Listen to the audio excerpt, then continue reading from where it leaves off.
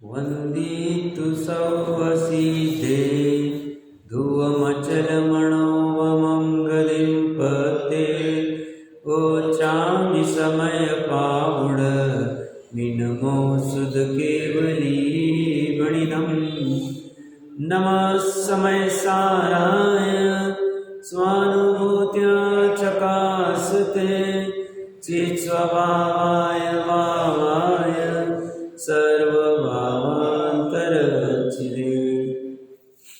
समय सार जी ग्रंथाधिराज के 301 से 303 गाथा मोक्ष अधिकार की अपनी चर्चा चल रही थी। चर्चा वैसे समझने में सामान्य है क्योंकि दृष्टांत बहुत सरल है। लौकिक में भी कोई परद्रव्य को ग्रहण करता है तो उसे अपराध माना जाता है और वह अपराधी कहा जाता है, और कोई परद्रव्य का ग्रहण नहीं करता है, निरपराधी है, निशंक रहता है, उसे कोई पीड़ा दुख नहीं होती है।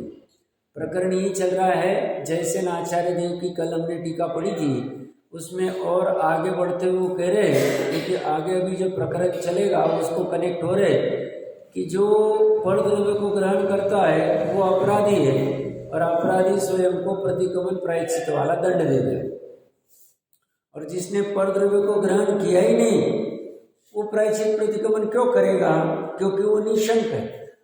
ये शंकित है अपराध के कि मुझे इसका फल मिलेगा, तो जो बुरे फल को नहीं चाहता है, ऐसी शंका से भयाक्रांत है, वही प्रायश्चित प्रतिक्रमण करेगा।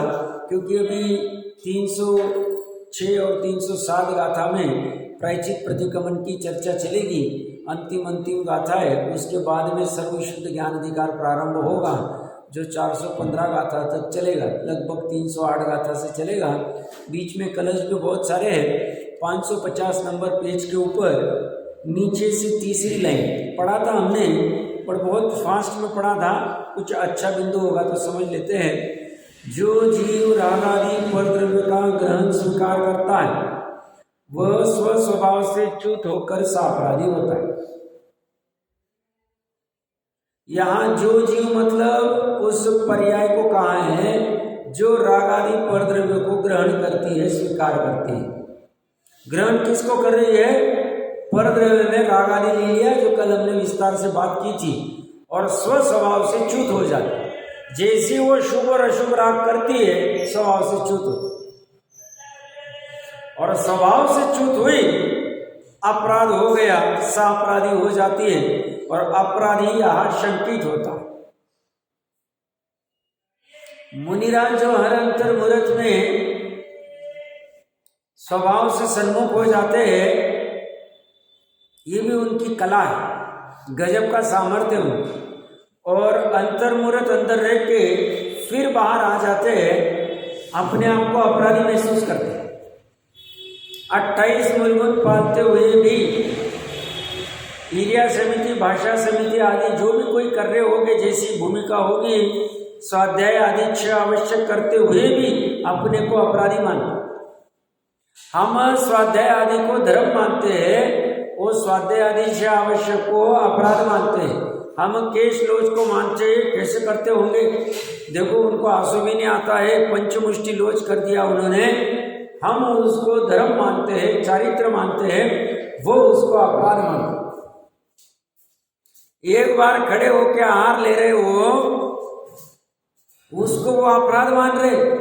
हम कहते देखो कैसे हमारे मुनिराज मात्र एक बार आहार लेते, खड़े खड़े लेते, हमें उसको चारित्र मानते हैं, महिमा मानते हैं, वो कहते हैं हमारा अपराध, और अपराध हो गया। इसीलिए ऐष्णा समिति के आने के बाद में कायसर्ग करके प्रायश्चित प्रतिक्रमण करते। ये जो है सापेक्ष कथन है, हमारी अपेक्षा भाव से बाहर आने से अपराध हो गया, उनकी अपेक्षा से अपराध। सापेक्ष कथन मतलब निश्चय से अपराधी। सही है, हमारी अपेक्षा हम अलग, हमारी अपेक्षा से मतलब हम ये बाहर वाला ही देख रहे, हम अंतरंग के जो शुद्ध उपयोग है उसको अगर नहीं पकड़ पाते, उसको अगर यथार्थ चारित्र नहीं मानते हैं, टोडरमल जी साहब कहते हैं 28 गुण है, चारित्र नहीं, चारित्र का मल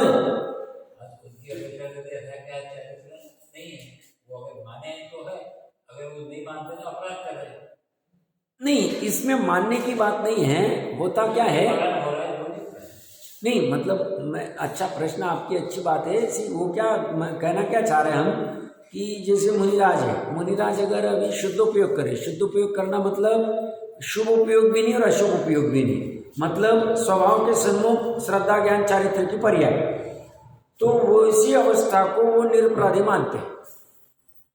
और जैसे वो शुद्ध उपयोग होके बाहर आते हैं और मान लो किसी को उपदेश दे रहे हैं या एरिया समिति पूर्वक गमन कर रहे हैं या भाषा समिति से कुछ शिष्य आदि के साथ चर्चा कर रहे हैं या येषणा समिति पूर्वक आहार कर रहे हैं या कोई वस्तु उठा रहे हैं तो बराबर से आदान निक्षेपण की समिति पूर्वक कर रहे हैं या कोई मल आदि का त्याग कर रहे हैं तो उत्सर्ग समिति या भंडोपकरण जो कहते हैं, वो सब करते हुए भी वो उसको अपराध मानते।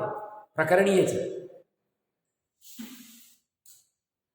अपराध क्यों मानते हैं? क्योंकि स्वभाव से च्युत हो गए। अभी श्रद्धा स्वभाव से च्युत नहीं हुई, भावलिंगत्व गया नहीं, बट ज्ञान और चारित्र बाहर आ गए। क्यों? अभी स्थिर नहीं हो पा रहे।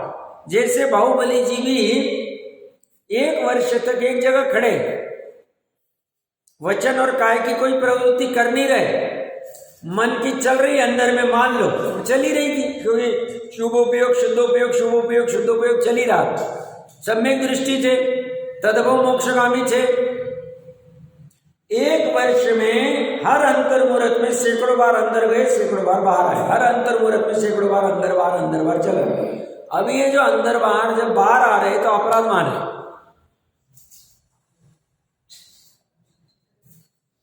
जिनागम का अपराध क्या? बाहर में अपराध किसे कहेंगे? किसी को बंदूक से मार दिया, कोई बॉम्ब गोला डाल दिया या तो उसको अपराध मानेंगे। ये कह रहे हैं जिनागम का अपराध स्वभाव से विमुख होना, च्युत होना, बाहर आना, बस खत्म, अपराध हो। जब तक विकल्प रहेंगे तब तक अपराध होता है, क्योंकि स्वभाव में टिकेंगे नहीं। हाँ, कषाय के साथ वाला विकल्प कह रहे, बराबर कह रहे आप, क्योंकि ऐसे तो सिद्धों के ज्ञान को भी विकल्पात्मक कहा है कथनचित, बट आपका कहना बराबर है। आप कह रहे हैं 10वें गुण स्थान तक जो रागपूर्वक विकल्प है वो जब तक रहेगा तब तक अपराध है, क्योंकि कषाय, राग मतलब कषाय, कषाय की बात कर रहा हूं मैं, बराबर कह रहे हैं। इतना गजब का है, बट ये कह रहे हैं अभी ऊपर वाला तो जब होगा, मतलब पूरी कषाय जब छूटेगी, आप अनंतानुबंधी की कषाय को और एकत्व कर्तृत्व के अध्यवसाय को तोड़ो, तो उसके तोड़ने के लिए आप स्वस्वभाव को ग्रहण करो तो आप निरपराधी होगे, और स्वस्वभाव को ग्रहण नहीं करोगे तो आप अपराधी, और अपराधी तो आपको अंदर से शंका होगी तो प्रायश्चित प्रतिक्रमण का दंड लेना पड़ेगा। ये बात चल रही है। देखिए 1 मिनट के लिए पढ़ते हैं। जो जीव राग आदि परद्रव्य का ग्रहण या स्वीकार करता है वह स्वस्वभाव से च्युत हो गया, सा अपराधी होता है। मतलब जब हम कुछ भी ग्रहण करने जाते हैं बाहर, हम अपराध कर रहे हैं। या हमारा कोई लाइसेंस नहीं, साहब ये खाना तो बनाना ही पड़ेगा ना, भोजन तो करना ही पड़ेगा ना, पैसे तो कमाने ही पड़ेंगे ना, गाड़ी तो चलानी ही पड़ेगी ना, कपड़े तो पहनने ही पड़ेंगे ना, नहाना तो पड़ेगा ही ना, सोना तो पड़ेगा। भैया करने को नहीं करना ऐसा हम नहीं कह रहे, अंदर में निर्णय करो ये अपराध है। क्यों? हम परद्रव्य को ग्रहण कर रहे, वस्त्र को ग्रहण कर रहे, भोजन को ग्रहण कर रहे, धन को ग्रहण कर रहे, आदि आदि जो भी कोई क्रिया कर रहे, यह अपराध चल रहा है। ऐसा ये काम करते वक्त उसको लगता रहता है, और ये कब छूटेगा, मैं कब भावलिंगी मुनिराज बनूंगा, कब शपथ श्रेणी चढ़ूंगा, कब केवल ज्ञान करूंगा, ये उसकी निरंतर धुन चलती रहती। किसकी? ज्ञानी की, मुमुक्षु की, मोक्षार्थी। क्यों चलनी चाहिए? क्योंकि परद्रव्य मेरा है ही नहीं, परद्रव्य मेरा है नहीं, परद्रव्य मेरा कुछ करता नहीं, परद्रव्य के सन्मुख होने से मुझे व्यग्रता आती है, कर्म बंधन होता है, अपराध होता है, संसार बढ़ता है, दुख होता है, घूमना पड़ता है।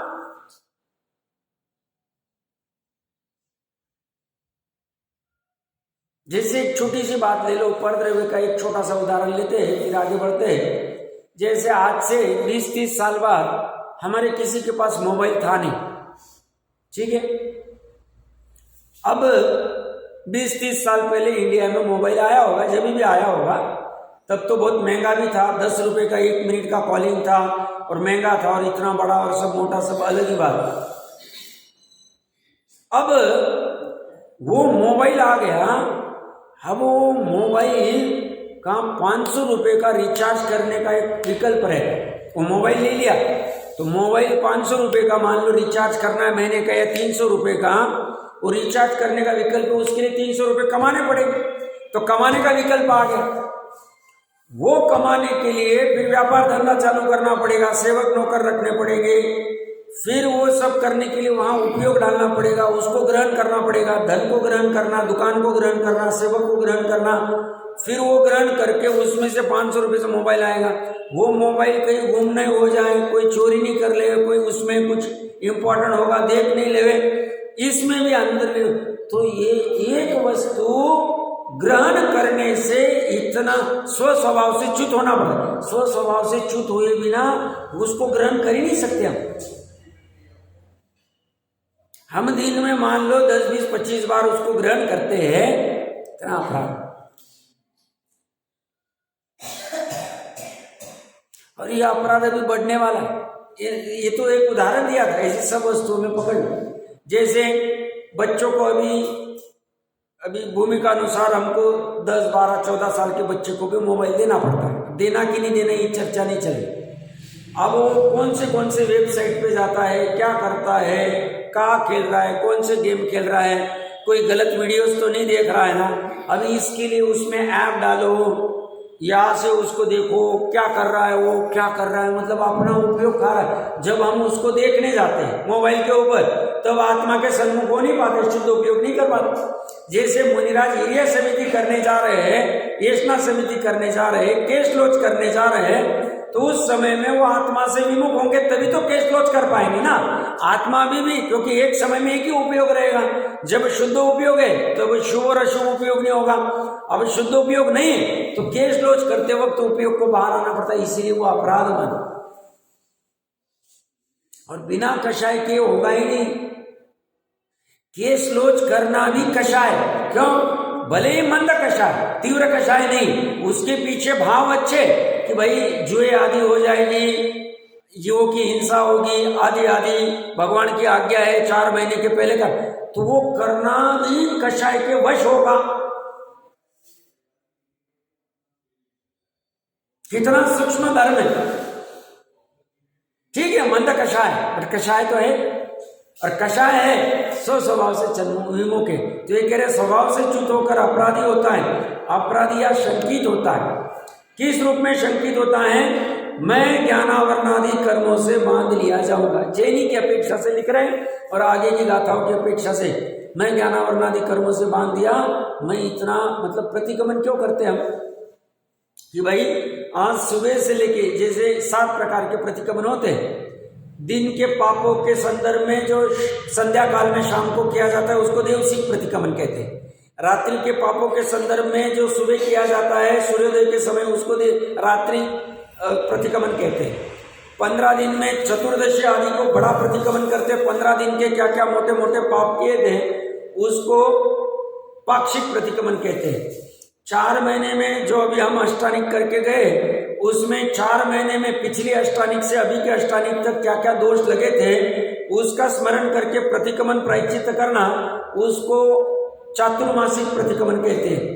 और साल में एक बार जो 10 लक्षण आता है भाद्रपद का, उसमें हम जो प्रतिगमन करते हैं उसको संवत्सरिक कहते हैं। संवत्सर मतलब वर्ष, वर्ष के संदर्भ में जो कोई दोष लगे उसका प्रतिगमन करना संवत्सरिक प्रतिगमन। और 6वां प्रतिगमन जो 12 वर्ष में एक बार मुनिराज आदि करते हैं, युग प्रतिगमन कहते हैं उसको। जैसे अरद बलि आदि आचार्य के अंदर जो संग मिला था, दैसेन आचार्य ने जब मैसेज भेजा था तो युग प्रतिगमन 12 वर्ष में एक बार किया जाता है। जैसे ये लोग कुंभ मेला आदि करते हैं, ऐसे 12 वर्ष का एक अपना प्रतिगमन होता है।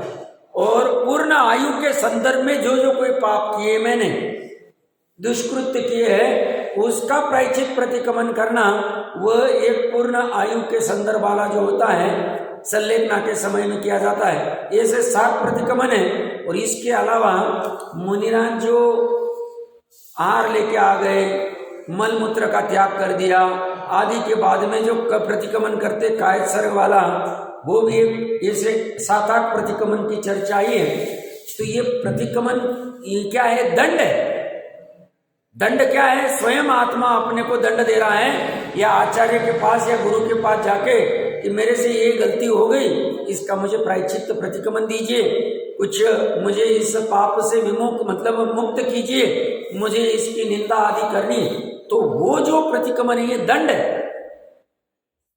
प्रतिक्रमण में 10 प्रकार के प्रायश्चित होते, वो 10 प्रकार के पढ़ना चाहिए। उसमें प्रायश्चित में कोई बहुत बड़ा अपराध किया मुनिराज ने, तो उसको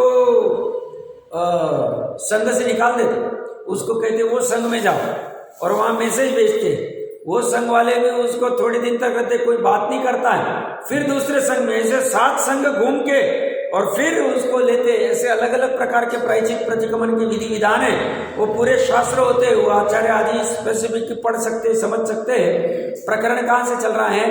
ये दंड क्यों है? अपराध किया, शुद्ध उपयोग में रह नहीं पाए। तो दिन संबंधी, अब यहां पे तो पुण्य को भी अपराध कहा जा रहा है अध्यात्म में, बट वो जो प्रतिक्रमण होता है मुख्यतः से पापों का होता है, बुरे कार्य आदि कुछ किए होंगे तो यहां तो कह रहे हैं तुम स्वभाव से च्युत हुए, अपराधी हो गए, तुम शंकित हो गए तो तुम्हारे ज्ञानावरणादि कर्म बनेंगे। ज्ञानावरणादि कर्मों से तुम मुक्त होना चाहते हो तो तुम्हें प्रतिक्रमण प्रायश्चित वाला दंड लेना पड़ेगा, नहीं लोगे तो वो तुम्हें कर्म भोगने पड़ेंगे। इसको तो हिंसा कहा है। किसको? ये अपने से अपराध करना हिंसा ही है। अपने से, हाँ बस बराबर कह रहे, कल वह चर्चा चल रही थी, बहुत अच्छा।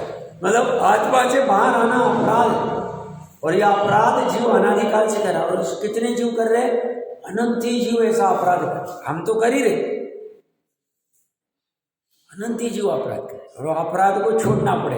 भावना कितनी विशेष है कि आगे क्या कह रहे तो, और जो पुनः निर्वरा हो निसंको हम न बच्चामी, किंतु जो निरपराधी होता है वह दृष्ट श्रुत अनुभूत भोगांकाक्षारूप निदान बंध आदि समस्त विभाव परिणामों से रहित होकर निशंक होता। निरपराधी किसे कहेंगे? देखिए अच्छे समझिए, अनंत गुणों के समरूप दृष्टि का द्रव्य जिसे स्व स्वभाव कह रहे, और पर्याय ज्ञान दर्शन चारित्र आदि श्रद्धा आदि की पर्याय, ये दोनों मिलके एक द्रव्य, ये पर्याय हो गई, अनंत गुण हो गए, गुण और पर्यायवत द्रव्यम, और अनंत गुणों के समरूप स्थायी तत्व है, ध्रुव तत्व है, ये उत्पाद व्यवहार है। अब निरपराधी किसे कहेंगे? नि मतलब नहीं, अप मतलब रही, और राध मतलब पूर्णता, पूर्णता से रहित नहीं मतलब पूर्ण वाला। तो ये जो आत्मा स्वयं निरपराधी है, इसको जो ग्रहण करता है, स्व स्वभाव को जो पर्याय ग्रहण करती है वो निरपराधी आत्मा, और जो इसे ग्रहण नहीं करता है, अपने तो रूप से अहम नहीं करता है, वह अपराधी आत्मा। वह दृष्ट श्रुत अनुभूत भोगांकाक्षा रूप निदानबद्ध आदि समस्त विभाव परिणामों से रहित होकर निशंक हो, उसे कोई चाहिए नहीं, पर वस्तु से कुछ भी नहीं चाहिए। दृष्ट मतलब देखा हुआ, श्रुत मतलब सुना हुआ, अनुभूत मतलब पूर्व में जिसको भोगा है, ऐसे भोग आकांक्षा उसको नहीं कि मुझे ये पकवान चाहिए, ये आभूषण चाहिए, ये वस्त्र चाहिए, इतना धन चाहिए, धन रहेगा तो सुखी हो जाऊंगा, ऐसे निदान बंध आदि समस्त विभाव परिणामों से रहित। निदान बंध मतलब ऐसा ही नहीं समझना कि साहब हम कहाँ चक्रवर्ती नारायण बनने की भावना करते हैं, हम निदान नहीं करें। ज्ञानी कहते हैं पहले से 5वें गुण स्थान तक निदान बंध कहा है। निदान बंद सिर्फ चक्रवर्ती बनना या नारायण बनना यही नहीं होता। ये भी जैसे भोग आकांक्षा, जो हमने वस्तुएं देखी है, जो 5 इंद्रिय के विषय देखे हैं, सुने हैं या अनुभव किए हैं, उनके प्रति आशा रहना कि मुझे ये वस्तु का भोग करना है, खाना है, देखना है, सुनना है, मिलना है, आदि आदि, पहनना है, सब आ जाए। भोगाकांक्षा में 5 इंद्रिय के विषय, उनके प्रति जो भाव होते, आकांक्षा होती, उसे निदान का है। जैसे हम कहते हैं ना, हमें भी ऐसा घर बांधना है जैसा वो सामने वाले ने बांधा ना, हमें भी इतना पैसा कमाना है, हमारे पास भी मर्सिडीज गाड़ी होनी चाहिए, ये कह रहे हैं निदान बंद, ये आर्त ध्यान है। अभी भूमिका अनुसार होगा, बट ये अपराध है, ये जानो, इसको कैसे घटा सकते सोचो, पर द्रव्य की निरर्थकता को जानो, और जितना है उसमें संतोष व्रत धारण करो। पुण्य प्रमाण जितना मिल रहा है उसको संतोष धारण करो, नहीं तो निरंतर निदान चल रहा है। फिर 100 करोड़ वाला भी अगर 1000 करोड़ की आशा रखता है तो निदान कर, और निदान कर रहा है तो आर्त ध्यान कर रहा है, आर्त ध्यान कर रहा है तो तिर्यक गति का बंद कर रहा है। जितने भी इच्छाएं हैं, चाहे शुभ हो चाहे अशुभ हो, वो सब निदान बंधन में है। बराबर। और उसमें भी जो अज्ञानी होगा उसका मिथ्यात्व के साथ वाला अनंतानुबंधी वाला निदान, उसका खतरनाक है। मतलब वो शुभ भाव करके भी कुछ भाव करता है, दान व्रत शील तप के, तो उसके वो निदान बंध में आए। इतना विशेष बात है। तो ये कह रहे ये समस्त विभाव परिणामों से रहित, सभी प्रकार के जितने विभाव परिणाम हैं उससे रहित होकर निशंक होता है। किस रूप में निशंक होता है ऐसा पूछने पर कहते हैं रागादि अपराध रहित होने के कारण उसने उसमें एकत्व का रागादि नहीं किया, उसके कारण मैं किसी कर्म के द्वारा भी नहीं बंधा जाऊंगा, इसलिए वह प्रतिक्रमणादि दंड के बिना भी, उसको प्रतिक्रमण प्रायश्चित के दंड की आवश्यकता ही नहीं, उसके बिना भी अनंत ज्ञानादि में निर्मल परमात्मा भावना से ही शुद्ध हो जाता है। 1 से 23 तीर्थंकर के जो शिष्य थे उनको 2 संधि काल में कंपलसरी प्रतिक्रमण नहीं था, क्योंकि भद्र परिणामी थे। उनको क्या कहा था, जब आप अपराध करोगे तब उसका प्रायश्चित प्रतिक्रमण करो, अपराध नहीं किया नहीं कर।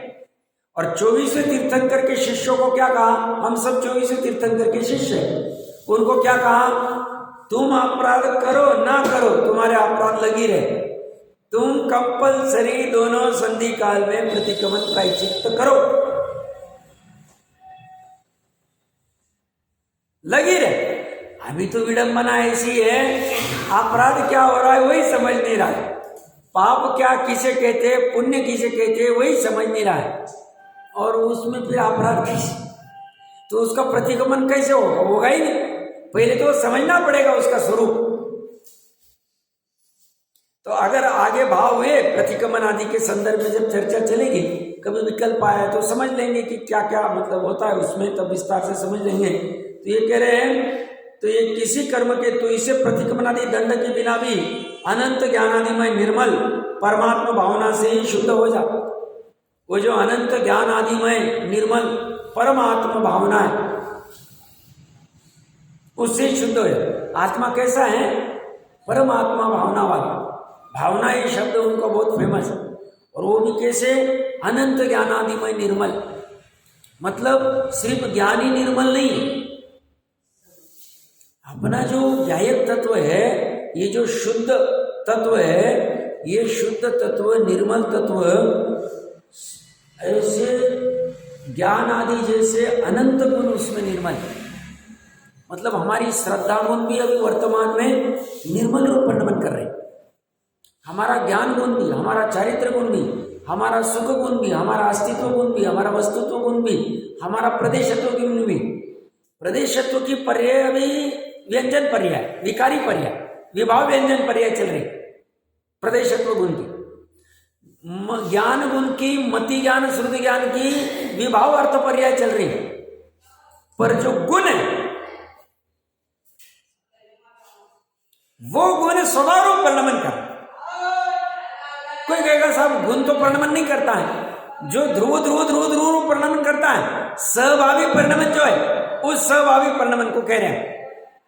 जैसे उत्पादवय रूप में पर्याय परिणमन करती है वैसा गुण उत्पादवय वाला परिणमन नहीं करता, पर उसका जो ध्रुव रूप परिणमन चल रहा है अनादि काल से और अनंत काल तक, वो ध्रुव रूप परिणमन को सहभावी परिणमन कहते हैं। वह सहभावी परिणमन निर्मल चल रहा है। किसका? अनंत गुणों। किसके गुणों का? मेरी आत्मा का। मेरी मतलब विद्वान की आत्मा का नहीं, प्रत्येक जीव की आत्मा। क्या कह रहे?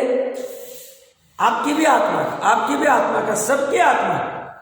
सबके मतलब इस हॉल में जितने उतने ही नहीं, सखी पंचे नहीं, ये तेरे नित्य निगोज की आत्मा के भी अनंत गुणों का अत्यंत निर्मल परिणमन चल रहा। पर्याय में अनुभव नहीं हो रहा है, वो हमारी गलती, हमारे पर्याय की पुरुषार्थ की कमजोर।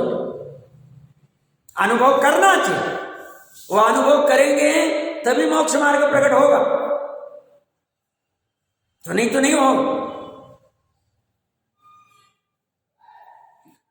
अभवी के भी अनंत गुण निर्मल परिणमन कर रहे हैं। दूरानुदूर भवी के भी, भले वो पर्याय में एक समय के लिए भी सम्यक दर्शन, निश्चय सम्यक दर्शन प्रकट नहीं कर पाए अनंत काल, फिर भी उनके गुण, प्रत्येक गुण ऐसे अनंत गुण है, वह अनंत ज्ञानादिमय निर्मल, अनंत ज्ञानादिमय, अनंत अस्तित्वमय, अनंत वस्तुत्वमय, अनंत द्रव्यत्वमय, अनंत प्रदेशत्वमय, अनंत अगुरु लघुत्वमय, अनंत सुखमय, अनंत दर्शनमय, अनंत निष्क्रियत्वमय, अनंत क्रियावती शक्तिमय। कितनी शक्तियां? मय मतलब वो ज्ञानमय, मतलब वो अनंत ज्ञानमय। उसमय कौन? वो गुण, और इसीलिए वो अनंत ज्ञानमय है। इसीलिए अनंत ज्ञानमय आदि अनंत गुणों का समूह जो ज्ञायक है, जो शुद्धात्मा है, वो भी उसमय निर्मल है। ये गुण निर्मल है, इसलिए गुणों का समूह रूप द्रव्य निर्मल है। और ये कह रहे ऐसा तुम अनुभव कर लो पर्याय। तुम ऐसा अनुभव कर लोगे तो तुम ये थोड़े बहुत कपड़ों के लिए, थोड़े बहुत धन के लिए, थोड़े बहुत घर गृहस्थी के लिए ये जो झगड़े कर रहे हो, ये परेशान हो रहे हो, छलांग लगा रहे हो, क्या आवश्यक? भाई भाई में झगड़े कर रहे, पति पत्नी में झगड़े हो रहे, बाप बेटे में झगड़े हो रहे, भाई बहन में झगड़े हो रहे, दोस्त दोस्त में झगड़े हो रहे। क्यों? ये मेरी प्रॉपर्टी, ये तेरी प्रॉपर्टी, ये मेरा है, तूने मेरी प्रॉपर्टी में क्यों ऐसा किया? मेरे को पिताजी ने कम पैसा दिया, उसको ज्यादा दिया, मैं ये घर रहूंगा, वो घर लेगा, ये सब झगड़े। ये बोलते ये तेरा वैभव देख, निर्मल वैभव देख। ऐसा नहीं कि ये ऐसा अनंत ज्ञानादिमय निर्मल वस्तु है नहीं, और ये ऐसी अपने मन से कहे जा रहे अमृतचंद्र देव, जयसेनाचार्य देव या कुंद देव या सर्वज्ञ, ऐसा नहीं।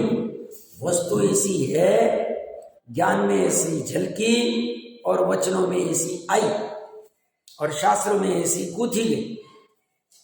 वस्तु ऐसी, कैसी वस्तु है? अनंत ज्ञानादिमय निर्मल, प्रत्येक गुण निर्मल है, इसलिए गुणों का समूह द्रव्य निर्मल है। गुण भी निरपराधी है, इसीलिए गुणों का समूह द्रव्य निरपराधी। अपराध पर्याय में, विकार पर्याय में, अपराध उत्पादवय में, उतना अपराध दूर कर, और कुछ नहीं कर। बहुत सरल धर्म, कितना सरल, एक समय के पर्याय का अपराध दूर कर, सीधी सी बात। अनादि निधन द्रव्य में अपराध नहीं, अनादि निधन द्रव्य में मलिनता नहीं, निर्मलता। अब सामयिक ध्यान में ये देखने का प्रयास है। अभी बाहर में जो ध्यान के शिविर लगते हैं, अब चर्चा कर लेना जिन्होंने अटेंड किए, उनको ऐसे अनंत ज्ञान आदि में निर्मल वस्तु की पता ही नहीं। अब उसका ध्यान कैसे कराएंगे? क्योंकि एक जीव के लिए, एक आत्मा के लिए अनंत ज्ञान आदि में निर्मल आत्मा, दृष्टि का द्रव्य व्यायक एक ही। उसकी चर्चा मात्र जिनागम कर सकता, मात्र सर्वज्ञ कर सकते, उनकी परंपरा में आने वाले आचार्य आदि विद्वान कर सकते, और किसी की ताकत नहीं। उनको पता ही नहीं, वो तो कुछ ही दूसरी वस्तु का ध्यान करा देते। हाँ तुम वहां पहुंच गए, वहां पहुंच गए, वहां पहुंच गए। कहां पहुंच गए? कहीं पहुंचना ही नहीं, क्योंकि मैं स्वयं अनंत ज्ञानादि में निर्मल हूं। ऐसा भर ज्ञान की पर्याय को जान। ज्ञान की पर्याय का जो प्रदेश है वही अनंत ज्ञानादि में निर्मल शुद्ध आत्मा का प्रदेश। दोनों के प्रदेश अलग है। ऐसा नहीं अनंत ज्ञानादि में निर्मल शुद्ध आत्मा कहीं और रह रहा है और ज्ञान की पर्याय कहीं और हो रही। अनंत ज्ञानादि, अनंत सुखादि में निर्मल आत्मा कहीं और रह रहा है और सुख की पर्याय कहीं और रह रही है। पर्याय अलग जगह है, गुण अलग जगह है, गुणों के समूह रूप द्रव्य अलग है। ऐसा कुछ नहीं।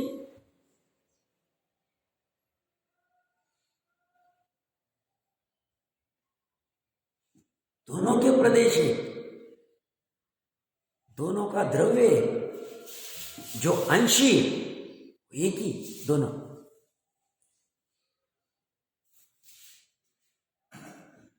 ग्रहण करने की बात, इस अनुभव करने की बात, स्वानुभव प्रत्यक्ष।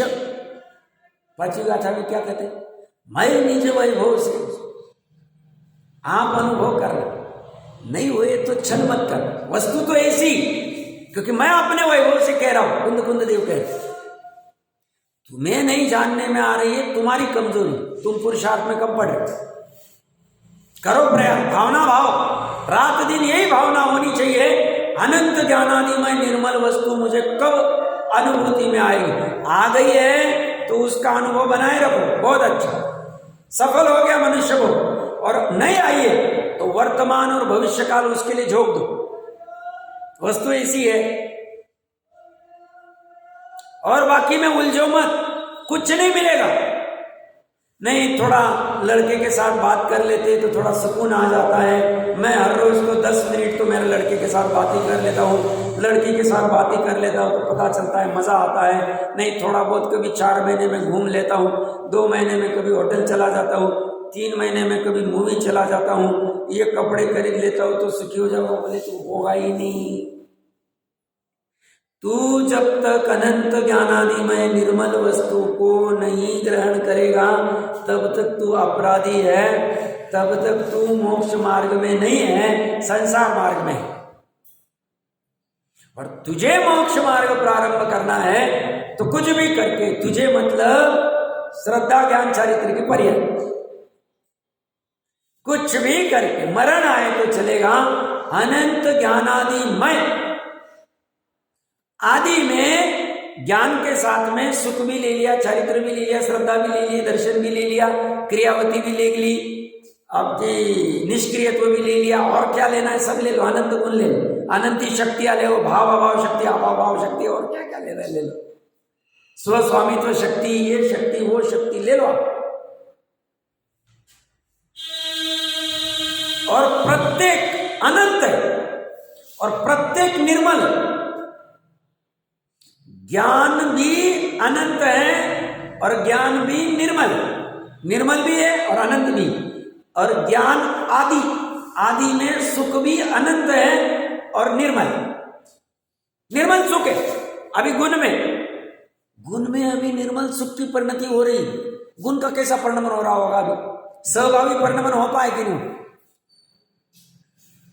वो स्वभावी परिणमन कैसा हो रहा होगा? विचार करना। आज के लिए उम्र हमारे सुख गुण का अभी वर्तमान में यहाँ पे शरीर में कैसा परिणमन हो रहा है? ज्ञान का कैसा हो रहा है? ज्ञान गुण का कह रहा हूं। ज्ञान की पर्याय तो ठीक है, अभी मोबाइल को जान रहे, फिर घड़ी को जान रहे, मति ज्ञान की पर्याय, कभी कुछ सुन रही, कभी कुछ भी कर रही, गंध ले रही, कभी क्या कर रही, पांचों इंद्रिय और मन की पर।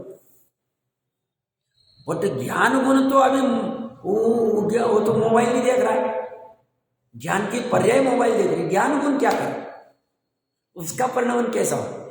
ज्ञान गुण का अनंत ज्ञान रूप परिणमन अभी वर्तमान में हो रहा है। अगर ज्ञान गुण का पूर्णता बोले परिणमन हो ही नहीं रहा, ऐसा भी नहीं, उत्पादन रूप परिणमन नहीं हो रहा है, बट अनंत ज्ञान रूप परिणमन अनादिकाल से हो रहा है और अनंत काल तक होता है। क्योंकि जब केवल ज्ञान होता है तो पर्याय में केवल ज्ञान की पर्याय प्रकट होती है, ज्ञान गुण में कुछ भी बदल नहीं होता। ज्ञान गुण तो पहले से ही केवल ज्ञान रूप था, अनुभव नहीं हो रहा, अनुभव होने लगे। ऐसे ही सुख गुण का वर्तमान में कैसा परिणमन हो रहा है? अनंत सुख रूप हो रहा है। और अभी वर्तमान में हम भोग क्या रहे? अरे मेरे घर पे पानी नहीं आया आज, अरे यार वो लाइट ही नहीं है, मोटर नहीं चल रही है, फलाना नहीं हो रहा है, अरे घर में खाने की चीजें नहीं है, सब्जी नहीं है, अरे मेरे को आज ये सब्जी खानी थी, आपने ऐसी सब्जी क्यों नहीं लाई? कहाँ फंस गया? अनंत सुख वाला अभी वर्तमान में गुण परिणमन कर रहा है, तू उसको देख नहीं रहा है, निर्मल परिणमन कर रहा है, और तू ये वर्तमान की इन वस्तु पर द्रव्य को ग्रहण करने में, वो सब्जी में, उस गाड़ी में, उस इसमें उसमें तू परेशान हो रहा है। आवश्यकता नहीं, ठीक है, भूमिका अनुसार वो चलेंगे, वो लाने के भाव होंगे, बट वहां जोर नहीं आया, अनंतानुबंधी वाला कर्तृत्व वाला जोर नहीं आया। मैं इसको भोगूंगा तो सुखी हो जाऊंगा, उपादेय बुद्धि में हो, वो भोगेगा भी, बट भोक्तृत्व भाव से भोगेगा नहीं, करेगा भी कर्तृत्व भाव से करेगा नहीं, एकत्व भाव से, स्वामित्व भाव से नहीं करे, ये कला प्रकट करे। अभी चारित्र गुण का कैसे परिणमन हो रहा है? चारित्र की पर्याय में अभी क्रोध भी चल रहा है, मान भी चल रहा है, लोभ भी चल रहा है, सब चल रहा है। गुण में क्या हो रहा है? गुण में, चारित्र गुण में अनंत चारित्र रूप परिणमन हो रहा है वर्तमान में। ऐसा नहीं 14वें गुण स्थान के अंतिम समय में साफ पर्याय में अनंत चारित्र प्रकट होगा, या 13वें गुण स्थान में अनंत चारित्र मान लेते उपचार से, तो सब वहां पे तब गुण में भी अनंत चारित्र प्रकट हो जाए, ऐसा नहीं। गुण पूर्ण रूप परिणमन कर रहा। हम ज्ञाय को क्या कहते हैं? पूर्ण कहते हैं ना। शुद्धात्मा को क्या कहते हैं? पूर्ण है, अपूर्ण नहीं। वो स्वयं पूर्ण है, इसलिए पर्याय को पूर्णता होती। तो ज्ञाय पूर्ण, ज्ञाय क्या है? अनंत गुणों का समूह रूप द्रव्य। अब अनंत गुण में मान लो चारित्र गुण अपूर्ण होगा, तो चारित्र गुण का समूह रूप जो आत्मा होगा वो कैसे पूर्ण होगा? वो भी अपूर्ण ही होगा। चारित्र गुण पूर्ण है, सुख गुण पूर्ण है, श्रद्धा गुण पूर्ण है, ज्ञान गुण पूर्ण है, अस्तित्व गुण पूर्ण है, सभी गुण पूर्ण है, तभी सभी गुणों का समूह रूप द्रव्य पूर्ण है। समझ में आ रहा है क्या कह रहा हूं? महत्वपूर्ण बात है। और उसकी जो भावना करता है वह शुद्ध हो जाता है। भावना कहां की जाएगी? पर्याय में। पर्याय में उसकी भावना ही नहीं हो रही, इसी की भावना होनी चाहिए, इसी की धुन लगनी चाहिए, और इसे धुन पर द्रव्य की लगी हुई। तो ये ज्ञानी जीव क्या करते हैं? प्रतिक्रमणादि दंड के बिना भी अनंत ज्ञानादिमय निर्मल परमात्मा भावना से ही शुद्ध हो जाता है। मतलब शुद्ध उपयोग से शुद्ध हो जाता है। मतलब श्रद्धा ज्ञान चारित्र आत्मा में लीन हो जाते हैं, शुद्ध हो जाते, हो गया प्रतिक्रमण। क्यों?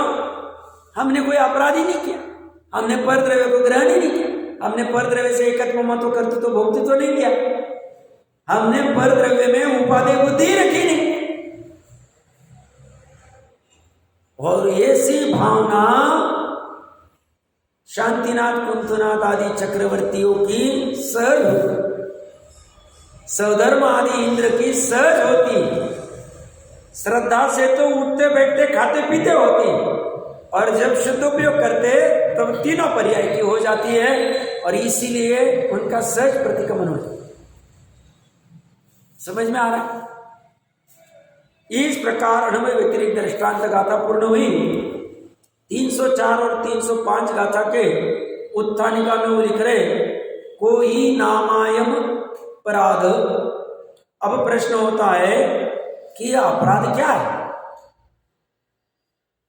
उसके उत्तर में अपराध का स्वरूप कहते हैं। ये अध्यवसाय क्या है, ये प्रश्न खड़ा हुआ था, तो उन्होंने कहा था बुद्धि आदि सब उसके नाम दिए थे, 8 नाम। अब अपराध के समानार्थी की चर्चा एक बार पाठ करते गाथाओं का। संसिद्याद सिद्धम साधीदमाराधिदम चेयटम अवगधरादो जो खलु चेदासो बोधि अवराधो जो पूर्ण निरवराधो चेना निसंकी दो दुसोधि होधि आराणादि नित्यम वट्टे यान्ति जानन्तो।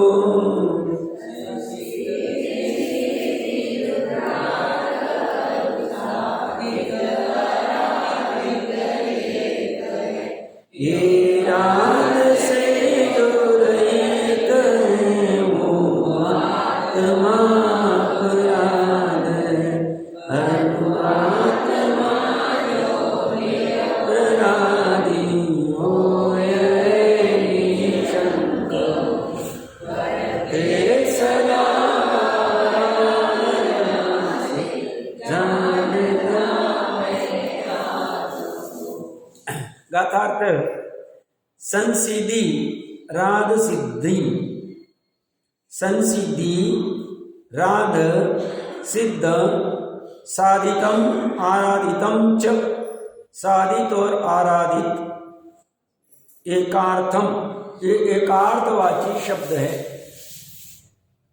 यह खलु चेतिता, जो आत्मा अपगत राध, अपगत राध अर्थात राध से रहित है, स वह आत्मा अपराध अपराध भवती है। पुनः और यह चेतिता, जो आत्मा निरपराध निरपराध है, स तो वह निशंकित भवती निशंक होता है। अहम इति जानन, जो शुद्ध आत्मा है सो ही मैं हूं ऐसा जानता हुआ आराधना नया आराधना से नित्यम वर्तते, सदा वर्तता है। अर्थ सरल है। देखिए वो क्या कह रहे हैं, अपराध की वैसी चर्चा तो हमने 301 से 303 गाथा में की थी, क्योंकि आवश्यक थी समझना। अप प्लस राध, राध मतलब पूर्णता और अप मतलब रहित, पूर्णता से रहित या संसिद्धि से रहित, साधित से रहित, आराधित से रहित। अब साधित, आराधित और संसिद्धि और सिद्ध क्या है? तो ये सब शुद्ध आत्मा के नाम है। क्योंकि शुद्ध आत्मा जो है वह, उसे आप राध कहो, संसिद्धि कहो, सिद्ध कहो, साधित कहो। साधित मतलब जिसको साध्य किया हो, जो साध्य करने योग्य। आराधित मतलब जो आराधने योग्य, जो पूज्य। ये सा शुद्ध आत्मा, उससे रहित जो होता है वो अपराध है। वो आत्मा ही अपराध कह दिया, पूरी आत्मा को अपराध कह दिया, क्योंकि अशुद्ध निश्चय से पर्याय को देख के पूरे आत्मा को अपराध कह दिया। अब देखो, हम अगर डिक्शनरी में या कहीं पे सर्च करें तो संसिद्धि के अर्थ क्या होते देखिए। उस दिन लिए थे मैंने, बट अभी थोड़े अच्छे से ले लेता हूँ, फिर और चर्चा तो करेंगे। संसिद्धि का अर्थ होता है सफलता, और अप मतलब रहित, राध मतलब संसिद्धि, समानार्थी की चर्चा चल रही। तो जो सफलता से रहित है वह अपराधी है। सफलता क्या है? जो अनंत गुणों का समरूप द्रव्य सफल है, उससे जो प्राप्त होगी वो सफलता। अनंत गुणों का समरूप अपना आत्मा ऑलरेडी सफल है, तभी पर्याय को सफल कर सकता है। अनंत गुणों का समरूप अपना आत्मा कामयाब है, तभी पर्याय को कामयाबी दे सकता है। कामयाबी ये संसिद्धि का दूसरा अर्थ है, डिक्शनरी में है सभी अर्थ। संसिद्धि कहो, सफलता कहो, कामयाबी कहो, कृत कार्यता कहो, चले।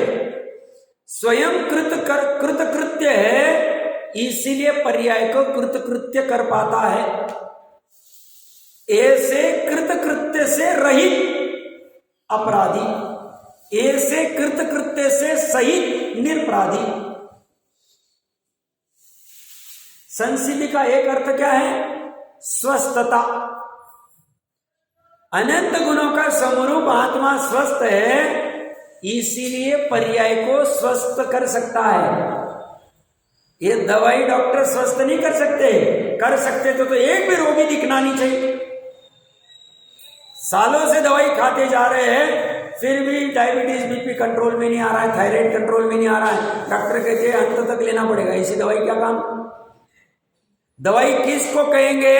जो स्वस्थ कर पाए। स्वस्थ मतलब रोग को हटा पाए।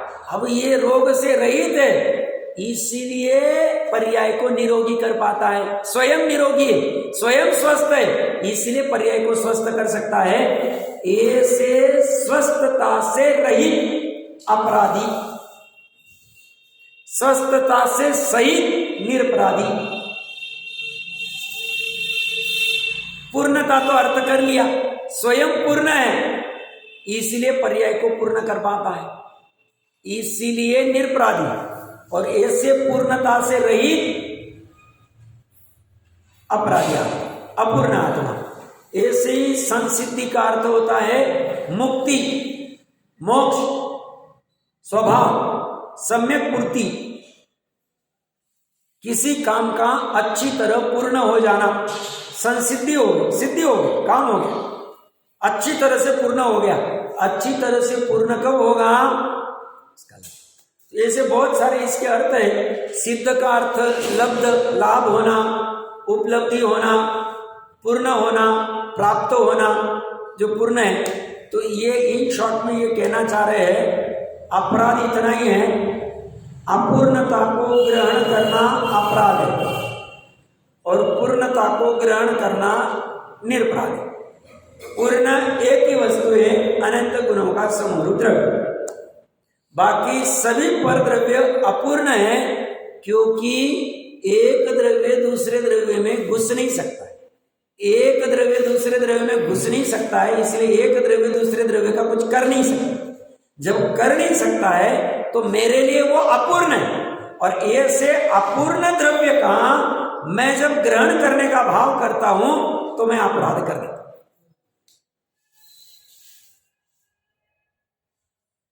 ऐसा अपराध चल। तो जैन धर्म की अहिंसा कितनी गजब की, जैन धर्म की निरपराधी कितनी गजब की, ऐसी कोई नहीं कह सकता। ऐसी परिभाषा करने की किसकी ताकत? हमें महिमा आनी चाहिए ऐसे जैन धर्म की, ऐसे वैभव की। इसमें और 2-3 छोटे से बिंदु है, वो चर्चा करके, बाकी तो अर्थ सामान्य है, चर्चा करते हैं।